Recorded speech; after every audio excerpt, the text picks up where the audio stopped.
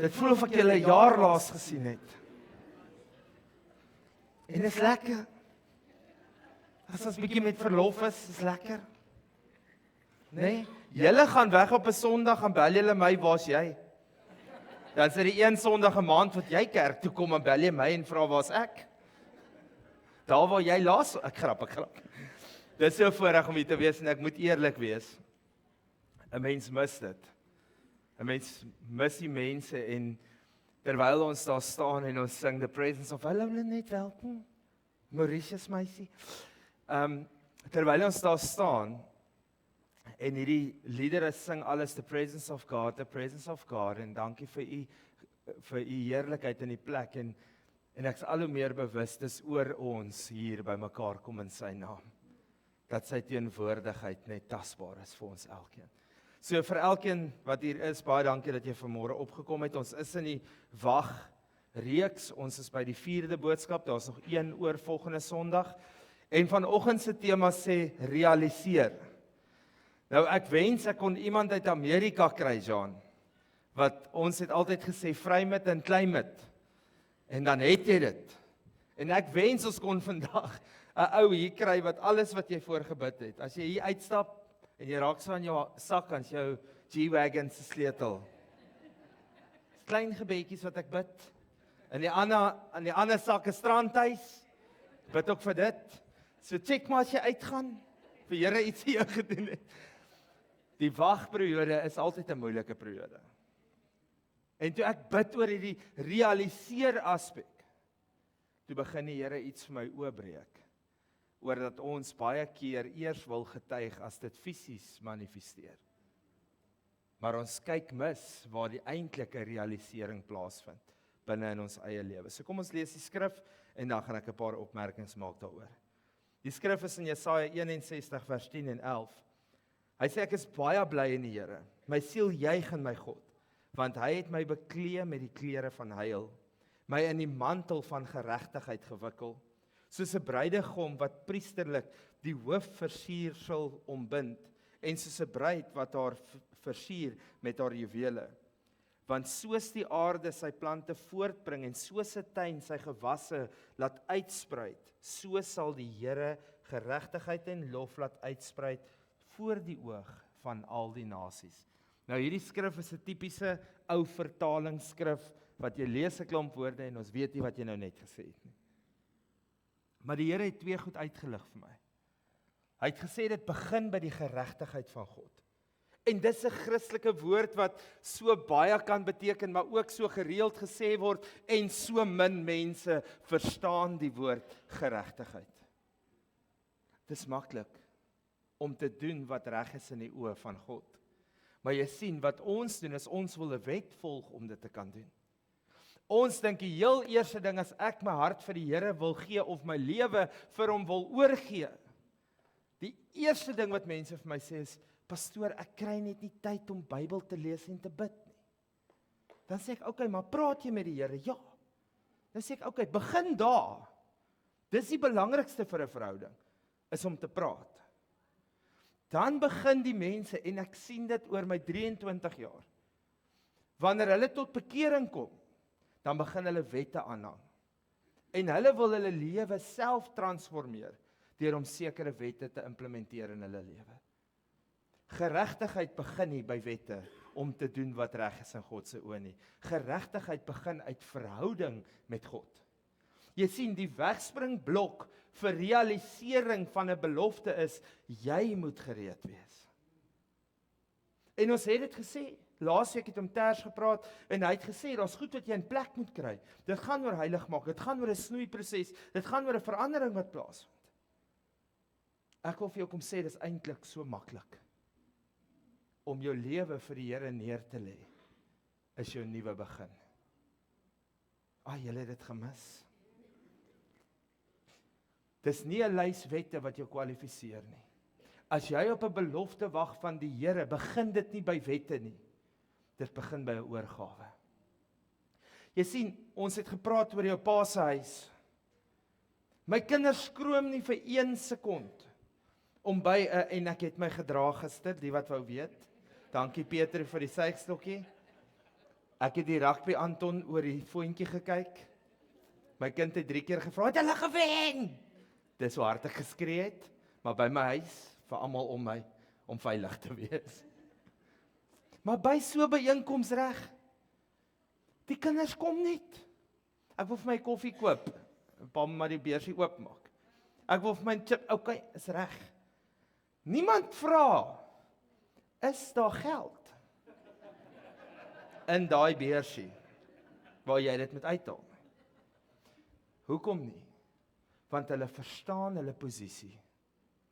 Hulle verstaan hulle posisie, en ek gaan vir julle die volgende sê, ouers. Dis presies dieselfde met God, as wat jy 'n sacrifice maak om al hulle drome waar te maak. Dis dieselfde dat iemand hulle lewe moes aflê, dat hierdie geregtigheid jou deel kon wees. Hierdie was nie 'n maklike prys nie. Hierdie was nie om geld by 'n miljonair te vra nie. Hierdie was redding wat gegee was, en dit het 'n groot prys gekos. Vir die kinders wil ek sê, nagte en dae gaan om, waar ouers agter toe deure planne maak en beplanning doen om jou drome waar te maak. Amen of eina? As jy in die geregtigheid van God inbeweeg, begin iets. En wat die vyand reg kry is, hy kom daar tussenin. En hy maak asof jy 'n gesteelde baba in die hospitaal was. Hierdie is nie jou gesin nie. Van julle se ouers het ek al gesien, ek het vra. As jy na jou ma kyk, jou pa kyk, jy lyk nie soos een, vra 'n baba foto. Moenie reguit vra wie se kind is jy nie, vra. Soos wie lyk ek? En as hulle 'n oom se waarheen gaan ek? Wat jy nog nie gesien het nie, vra wie sy? Hoe ken julle hom? Die duiwel kom daarin. En dis hoe maklik hy jou geregtigheid en jou posisie steel. Hy sê letterlik vir jou, nadat jy weergebore is, jy is nie 'n kind van God nie.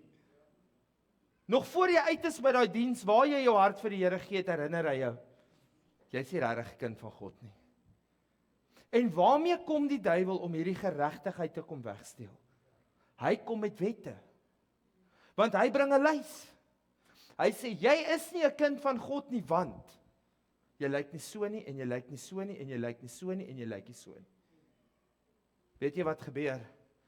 Jy hoef niks te doen om so te lyk nie, want jy's gebore, jy verander van self. Want hoe meer tyd jy met hom spandeer, hoe meer raak jy soos hy. Hoe meer jy by hom is, dit is nie 'n lys wat afgetik word nie. As die vyand kom, kom hy met wette. As God kom, kom hy met genade. En wat sê hy vir jou? Jy is gered uit genade. Okay, Alex, ons ken nie preek, ons weet wat. As jy bekleed word met geregtigheid, herinner ek jou vandag wie jy is. Want dis die realisering van jou belofte. Want jy sien, soek jy die kar waarvoor jy gebid het, of soek jy die God wat die kar vir jou kan gee waarvoor jy gebid het? Want jy sien, dis so. En ek praat uit my eie lewe. In die bediening kom daar mense wat jou bless. En ek vertel julle nou reguit. Die oomblik wat ek 'n gebedsversoek het, en so iemand vra vir my, en ek gaan julle die storie vertel, hoekom dit gebeur het. Hoe gaan dit met jou? Is my eerste woorde aan iemand wat die potensiaal het om my te bless. Rof. Maar die een wat self sukkel, sê ek, die Here is op die troon. Gered, gespaar. Die Here is goed. Tot eendag wat ons 'n kar persent gekry het. Daar's 'n inbetaling en ek het al die storie vertel. My laaste klas wat ek bywoon om georden te word as 'n pastoor, ry ek 'n rooi Nissan wat ek oorgekoop het by 'n tannie. Kar wil net nie start nie. Ek sit in Johannesburg by UJ, ek kan nie ry nie. Ek is so gefrustreerd. Miana is amper 8 maande swanger. Ek is kwaad vir die Here. En julle weet, ek's eerlik oor hierdie goed. Ek skop daai kar se wiel. En ek sê, Here, ek gee my hele lewe vir U. Al wat ek vra is, kan hy nie net start nie. Ek dink die mense om my, ander teologiese studente wonder, die ou het nog so ver pad om te gaan. En ek klim in daai kar toe, hy start om jou hand te dog ek, dis die wonderwerk. Toe is 'n highway slat, bel my aan my. Sy sê, iemand het nou net R70,000 in ons rekening inbetaal, en dit sê, use it for a new car. Die Here, maar hoor gou, onmiddellik sê ek vir wie was dit? Ons probeer opspoor met die bank. Ek sê, Here, wys my wie dit was. Daai kind is mos nou al groot, 15 jaar terug toe leer ek die les. As ek op 'n mens vertrou, dan is ek beperk tot sy besittings. Maar as ek op God vertrou, dan is ek nie beperk nie, want hy het alles gemaak en hy kan skep, hy skuif nie net nie. Amen? Reg? So geregtigheid is jou posisie. Dis nie 'n persoon nie, dis wie jy is in God. Kom ons lees gou 'n bietjie daaroor. Wanneer ons sê jou identiteit verander in geregtigheid, dan wil ek graag lees uit Romeine 3. Dis 'n lang stukkie, maar wees geduldig asseblief. Maar nou is die geregtigheid van God geopenbaar sonder die wet. Terwyl die wet en die profete daarvan getuig, die geregtigheid naamlik van God deur die geloof in Jesus Christus vir almal en oor almal wat glo. Want daar is geen onderskeid nie, want almal het gesondig en dit ontbreek hulle aan die heerlikheid van God. En hulle word deur sy genade sonder verdienste geregverdig deur die verlossing wat in Christus Jesus lê. Julle het hierdie gehoor. Jou realisering van jou belofte begin by wie God is en wie jy in hom is. Die eerste ding as iets nie gebeur nie, dan kom sê die vyand vir jou, want God het jou gelos. Of jy het God gelos. Dis die oomblik wat jy oorgee en opgee. En nie aan God oorgee nie, maar aan die vyand oorgee. Want die oomblik wat jy in ongeloof staan, omdat jy nie verstaan wat aangaan nie, het jy opgegee. Jy het opgegee in jou posisie. En dit is soos iemand wat 'n huis het, maar besluit om op straat te gaan bly. Dis soos iemand wat 'n ma en 'n pa het, en ek gebruik daai voorbeeld want ek wil dit inprent, wat sê asseblief moenie loop nie, moenie loop nie, moenie loop nie. En ek weet nie wie van julle het dit al gedoen nie, maar ek het op 6 die eerste keer gedink ek is independent.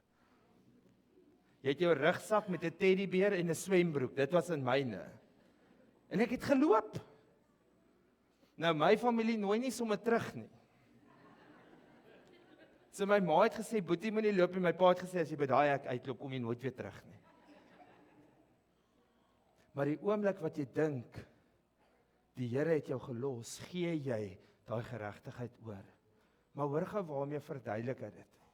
Hy sê hierdie geregtigheid is 'n kleed wat jy aantrek. Jy word met Christus beklee. Die wet is 'n riglyn. Geregtigheid is verhouding met God. Ek hoop julle hoor hierdie twee goed. Dis belangrik om heiligmaking na te streef, maar luister vir my baie mooi, jy kan niks doen om God te behaag nie. Hy red jou en jy is sy kind, klaar. Punt. Einde van die storie, daar's niks. Hy red jou en jy is sy kind, klaar. Grace is more than enough. En raai wat? Hy gee dit sommer elke oggend vir jou, niet. As jy dalk gister nou nie lekker was nie, dan begin ons weer môreoggend niet. En hy gee weer nuwe grace. Hoekom praat ons hier oor in wagperiode en beloftes? Want jy sien, die vyand vang jou by jou posisie. Hy sê vir jou, jy is nie dit waardig nie. Jy doen nie genoeg nie. Jy is nie geestelik groot genoeg nie. Jy sien, as ons van kapasiteit praat, dan sê dit, daar is goed wat ons moet beoefen. Maar hoor gou vir my baie mooi, jy kan nie beoefen om 'n kind van God te word nie. Jy is een of jy is nie een nie. Is ek reg? Julle sê nie ja nie, dan gaan ek aan. Julle sal my nie mis nie. Die volgende skrifgie sê, in 2 Korintiërs 5:21, want hy het hom wat geen sonde geken het nie, sonde vir ons gemaak, sodat ons kan word geregtigheid van God. Dis jou posisie. Die laaste skrif is Galasiërs 3:27 oor geregtigheid. Hy sê, want julle almal wat in Christus gedoop is, het julle met Christus bekleed. Jesaja 61 sê, hier's 'n bruilof. Jy sien, hierdie kleed word vir jou aangetrek. Die vrouens verwar ons oor die troue. Ek's eerlik. Want jy sien, die huwel ek dit hê en huwel ek dit hê en huwel ek dit hê vir die huwelik aspek, dink ons die bruidegom moet aanhou werk vir sy posisie met die bruid, né? Die mans is bang. Kyk hoe bewe hulle.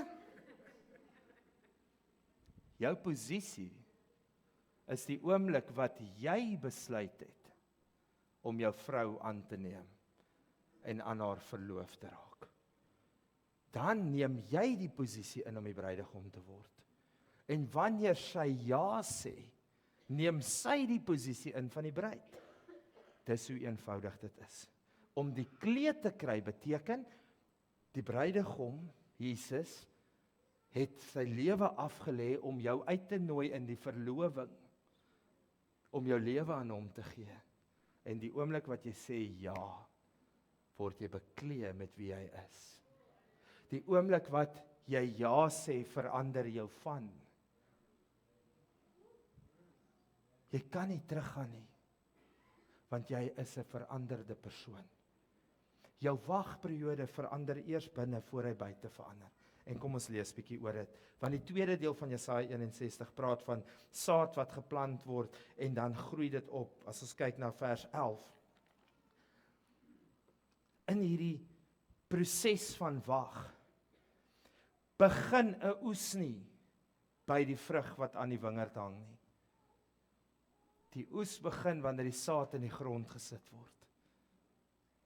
En weet julle wat gebeur? Die oomblik wat ons die saad in die grond sit, dan kom ons elke keer terug na daai saad toe. Want dis die belofte en ons vra, Here, hoekom gebeur hier niks nie? Ek kom elke dag en ek bid daarvoor. Ek gooi dit nat. En Here, ek gooi dit nat. En Here, ek gooi dit nat en hier gebeur net niks. Die oomblik wat jy in die posisie kom waar jy 'n belofte van God af kry en jy vat daai belofte, dan plant jy eers. Dan begin die periode van wag. Jy sien, as jy twyfel of jy die saad geplant het, gaan jy altyd dink dis net grond wat daar lê. Maar as jy seker is daarvan dat ek in hierdie rytjie geplant het, almal stap verby en sien niks groei nie, maar jy weet hierdie is die plek waar ek saad gesaai het. Is julle met my? Ek sit die belofte in die grond, maar ek sien nog niks gebeur nie. John Maxwell het my 'n groot les geleer. Hy sê, be careful who you share your vision with. Want weet julle wat doen ons? Hier is vir iemand. Elke keer wat iemand na jou toe kom, dan ruk jy die saad uit die grond uit, want jy wil bevestig. As jy kyk hier, ek het 'n belofte van God, en dan sit jy hom weer terug. Julle het my. Dan kom die pastoor kyk, ruk ons daai saad weer uit. Kyk hier pastoor, ek het 'n belofte van God. Jy sien, jy gaan hom nog een keer uit die grond uitruk, dan sit te laat. Want dan het hy droog geword. Los jou saad in die grond. Hou vas aan daai belofte. Jy's die een wat dit water gee. Jy's die een wat weet, Here, ek het klaar gesê, ek het klaar gevra. En ek en Kent het so 'n mooi storie gehad, hy het nie geweet oor die preek vandag gaan nie. Kent en Mihana is op dieselfde bladsy. Ek is nog nie daar nie. Ek is eerlik, ek ruk nog die saad uit. In my stilte tyd ruk ek hom uit, dan kyk ek weer, Here, is mos reg, nê? OK. Hulle sê dit, dan gebeur dit. Hulle sê, ons gaan nie eers meer vra en smeek nie, die Here het klaar gesê, dis reg. Dan wag ek. As iemand teen dit praat, nee, moenie doodspreek nie, die Here het so gesê. Nee, moenie sê nie, want jy sien, hoe meer jy dit uit die grond uit lig, hoe meer kritiek lewer mense. Is dit die regte saad? Dink jy dit het die potensiaal om te kan groei? Hulle begin vra, wat se saad is dit? Wie die saad vir jou gegee? Waar kom dit vandaan? En dan kom 'n dag wat jy daai saad uithaal en net neersit. Want jy dink, dis nie vir my nie. Hierdie saad is nie vir my nie. Die ander persoon loop en hy soek beloftes van ander mense. Hoor gou vir my baie mooi, jy plant saad van ander mense. Dan kom daar goed op wat jy nie voorgevra het nie en ook nie nodig het nie. Want God gee wat jy nodig het op die regte tyd. So as ons praat van saad, wil ek so 'n paar goedjies net lees. Markus 4:26-29 sê, en hy het gesê, so is die koninkryk van God, soos wanneer 'n mens die saad in die grond gooi, en hy gaan slaap, en hy staan op, nag en dag, en die saad spruit uit, en dit word groot. Dit is hoe dit werk. Die saad spruit uit, en dit word groot. Jy sien, ons nooi ook mense op die verkeerde tyd, want die saad kom uit, en dan wil ons dit celebrate. En die mense wat kom om te kyk, vertrap die saad wat jy geplant het. Daai plantjie is net so klein, en hulle vat aan daai plantjie. Hoor vanmôre wat ek vir jou sê, jou belofte is tussen jou en God. Die realisering is jy het hom in die grond gesit en jy wag. Dis die realisering van jou belofte. Wie jy is in God. Belofte wat jy kry, plant hom. En wag dat God hom op die regte tyd laat uitkom.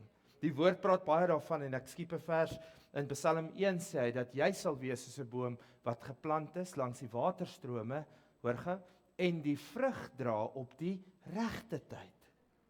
Jou belofte gaan kom op die regte tyd. Wil julle weer sê? Jou belofte kom op die?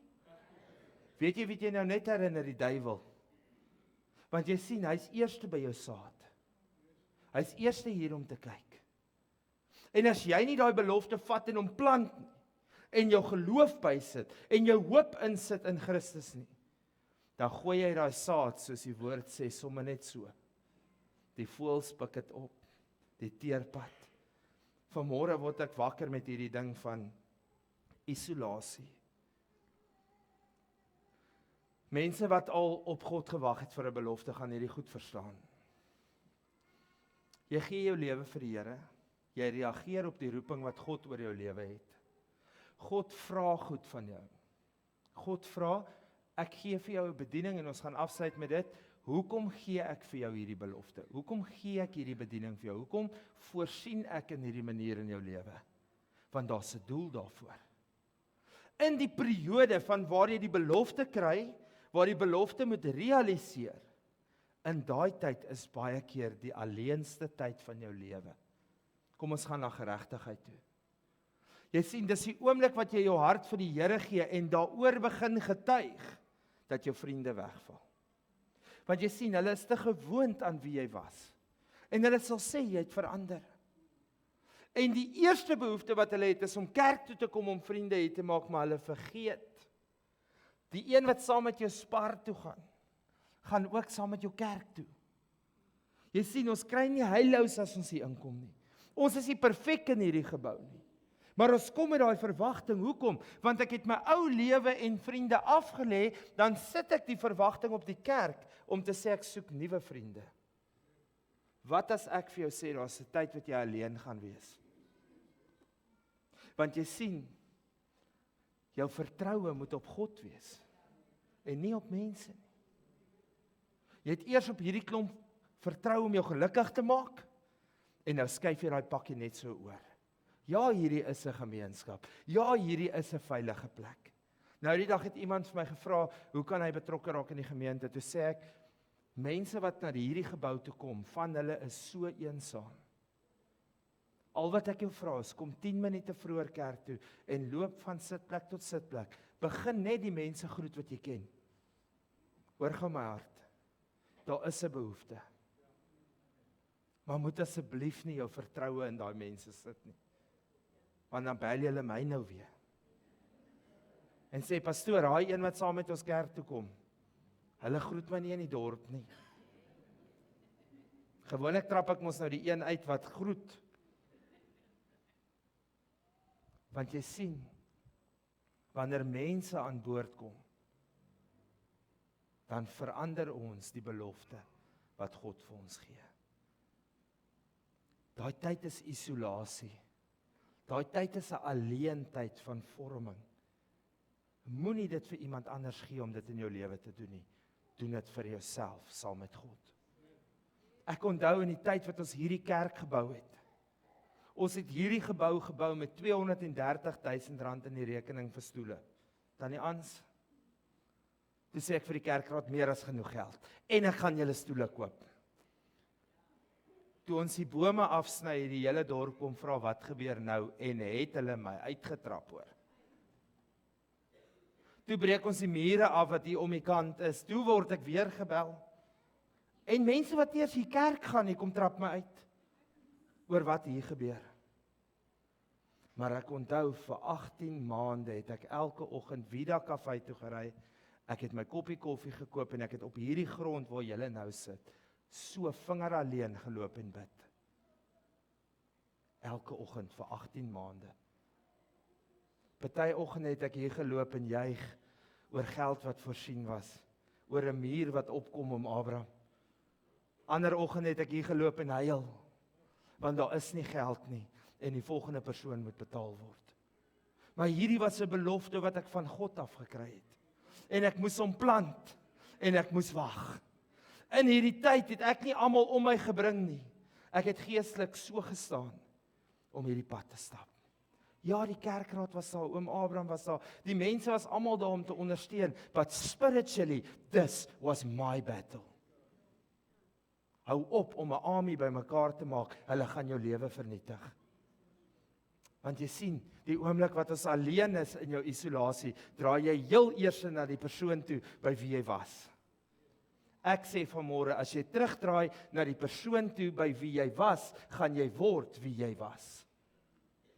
Neem die tyd om weg te stap, dat jy nie jou habits oorsit na die volgende persoon toe nie, maar laat toe dat God in geregtigheid jou verander in die tyd wat jy stoksiel alleen is. Want dis waar jy geloof opbou. Dis waar jy naby aan God kom. Nie tussen almal en oral nie. Daar's 'n tyd van isolasie, wanneer daai saad in die grond is om op te kom. Die laaste opmerking wat ek wil maak is, as jy 'n belofte het, en ons het dit al gesê, en jy dink daai belofte is om jou ryk te maak, maak jy die grootste fout van jou lewe. Nêrens in die Bybel het God iemand gebless om hulle self te bless nie. En ek gaan so ver as om te vra, wat het jy in jou hand? Want miskien beperk dit jou oor hoe jy dit aanwend. En ek sê vanmôre hier om oor hierdie kerk en sy finansies te praat nie, die Here is vir ons baie goed. Jy kan kies of jy deel word of nie. Ek smeek nie vir geld nie. Maar ek kan vir jou een ding sê, as jy die geld wat jy het nie reg bestuur nie, moenie eers waag vir die Here vra vir meer nie. Weet jy hoekom? Want hy kan jou nie vertrou daarmee nie. Die Here gaan jou vertrou met wat jou kapasiteit is. En kapasiteit gaan nie oor hoeveel nulle jou bankrekening staat kan vat nie. Kapasiteit gaan oor wat doen jy met dit wat God vir jou gegee het. Vergeet van geld, ek praat van tyd. Ek praat van 'n belofte van jou ministry. Is jy reg as God jou bless, dat jy jou ministry kan uitleef? As ek op die strand sit, doen ek iets altyd. Ek vat 'n handvol sand en ek probeer kyk, wanneer het ek die meeste sand in my hand? Hoe stywer jy sand vashou, hoe minder het jy oor. Hoe oper jou hande is, hoe meer het jy binne in jou hande. Dit is so eenvoudig soos dit. Hoe stywer jy vashou, want jy sien, hoe stywer jy vashou is wanneer jy die belofte met iemand anders deel en hulle sê jou droom is te groot, Johan. Dan begin jy vashou aan wat jy het. Want ek kan nie dit ook verloor nie. En as jy jou hand oopmaak, het jy niks. Maar jy sien, wanneer jy 'n belofte van God het en jy's in jou fase van wag, dan realiseer dit wanneer jy dit skep en jy hou dit so vas. Jy kan, hoe meer jy doen met dit, hoe minder het jy oor. Want as jy probeer om dit te bære, het jy niks. Hou dit net so. En die Here gaan gee, en die Here gaan neem. En dis oukei, want dis hoe God werk. Het julle my? Die realisering van 'n belofte begin hier, met jou posisie. Is jy geregtig voor God? Hoe kom ek geregtig? Verhouding met die Here. Tweede ding is, vat jou belofte en plant hom in die grond. Hou op om dit met almal te deel, want mense verstaan nie wat jy moet doen nie. En ons kry dit. Ons wil klankbord, noem ons dit. Wanneer jy klankbord, begin mense inspraak gee. As die Here vir jou gesê het, jy moet 'n mighty man reël, en as niks geld nie, en as 300 kaartjies verkoop, was dit 6 weke of 4 weke voor die tyd, die eerste mighty man. Ek en Beatrice is kinders van die Here, en ons sê vir Jean, het jy reg gehoor? Ek's 'n pastoor, en ek vra, moet ons nie maar net vir 500 mense regmaak nie? Ek was die eerste een, ek is Jean se pastoor, ek is die een met wie hy klankbord, wat vir hom gesê het, Jean, vergeet van 'n plaas. Kom ons begin in die Oosgemeente. Dit was ek. En Jean sê, nee, die Here het gesê op die plaas. As die Here vir jou 'n woord gee, vat daai saad en plant hom. Wees versigtig met wie jy hom deel, want mense gee te veel inspraak.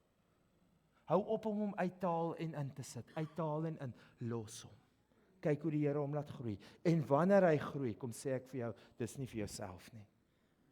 Dis wat God deur jou doen en nie vir jou doen nie. Ek wil die skrif net lees, Genesis 12 vir Abraham.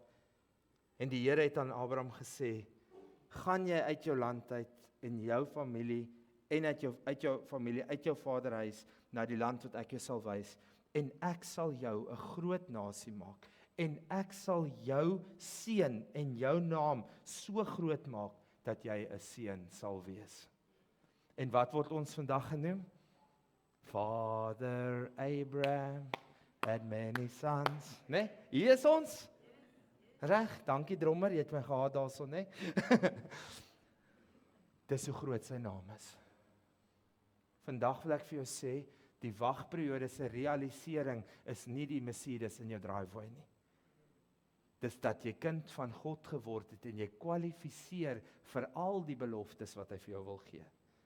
En tweedens, be careful who you share it with. Los hom laat hy groei. Partykeer moet jy hom net los laat hy groei. En Jean het ons gelos, ons het dit laat groei, ons is Apollos. Nee, oom Johan. En die Here laat hom groei, ons het maar net nat gemaak.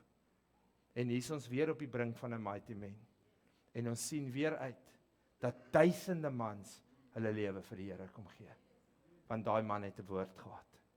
Wat ek gesê het is te groot. En hy het gehou by die woord wat God hom gegee het.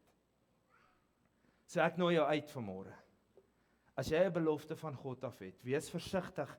Die eerste ding wat die duiwel vir jou sê, is jy's nie 'n kind van God nie, of jy's nie goed genoeg as kind van God nie. Geregtigheid in manifestering van jou gawe lê presies by wie God is en nie wie jy is nie. Moenie na mense kyk nie. Hou jou fokus op die Here met die belofte wat hy vir jou gegee het. En wag op die Here, want as daai boom opkom en daai vrugte kom uit, dan is dit nie vir jou nie. Dis vir almal om jou. Mag die Here julle seën. Ek gaan vra dat ons so sit, dan wil ek 'n gebed bid. En ek is terug, so julle kan my maar weer bel as julle nie hiervan hou nie. Maar ek het 'n uitnodiging vanmôre. Ek wil jou uitnooi vanmôre. Ek wil hê jy moet 'n fisiese manifestasie doen. En almal raak angstig oor die gehoor. As jy vanmôre een van hierdie 3 goed moet sê. Die vyand val my aan oor dat ek nie 'n kind van God is of nie goed genoeg is as kind van God nie. Tweedens, ek is die een wat my saad heeltyd uithaal en te veel inspraak vra van ander mense. En hulle gooi my van my droom af van wat God vir my gegee het. Of derdens, ek het 'n belofte. En ek wil hê iemand moet net saam met my bid. Ek wil hom nie deel nie. Ek wil net hê iemand moet saam met my staan in gebed, dat God hierdie wonderwerk sal laat realiseer.